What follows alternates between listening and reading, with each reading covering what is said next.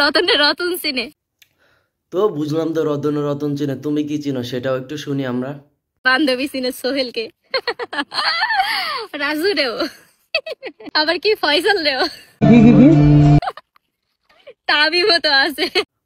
তোমরা তো সবাই এতজনটা চিনবা, কারণ তোমাদেরটা তো অনেক বড়। আমি মন বুঝাইতে চাইতেছি, তোমরা কিন্তু নেগেটিভ কিছু মনে করো না বন্ধুরা। তো একটা জিনিস আমি বলতে চাই যে ভাই, এই দুনিয়াতে কোন পাপ করছে যে এদের মধ্যে ভিডিও আমাদের দেখতে হইতেছে।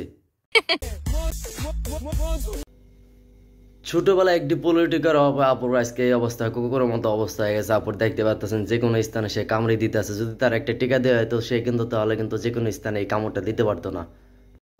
কোন হাদিসে লেখা আছে না, মানে কোন হাদিসে লেখা? তো আপু বুঝলাম তো কোন হাদিসে লেখা নাই, তো আপনি এত কথা ঘুরাই বেচেন না, বলে পয়েন্ট আসেন যে আপনি কি বলতে চান, যে কোন হাদিসে কি আছে না আছে সেটা বড় কথা না, আপনি কি বলতে চান সেটাই আমরা একটু শুনি। যে একটা মেয়ে কখনো একটা ছেলেকে প্রপোজ করতে পারবে না, শুধু ছেলেরাই মেয়েদেরকে প্রপোজ করবে।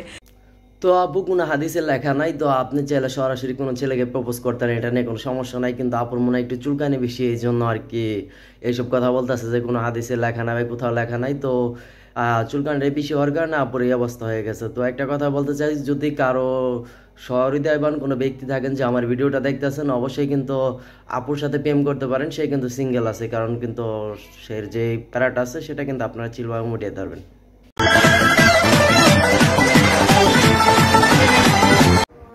তো এই ভিডিওটা দেখে আমার এতটুকু কথা মনে বলো যে পিপিলিকা বর্ষা মনে হাতের সামনে, তো সেই জন্য ভাইটার অবস্থা আজকে খুবই ভয়াবহ হবে। তো আজকের ভিডিওটা মূলত এই বন্ধু ছিল। যাদের কাছে ভিডিওটা ভালো লাগছে অবশ্যই ভিডিওটাতে লাইক দিতে বলবেন না। আর চ্যানেল নতুন হয়ে থাকলে অবশ্যই চ্যানেলটি সাবস্ক্রাইব করে দেবেন। আর ফেসবুক পেজ থেকে দেখলে অবশ্যই পেজটি ফলো করে পাশেই থাকবেন।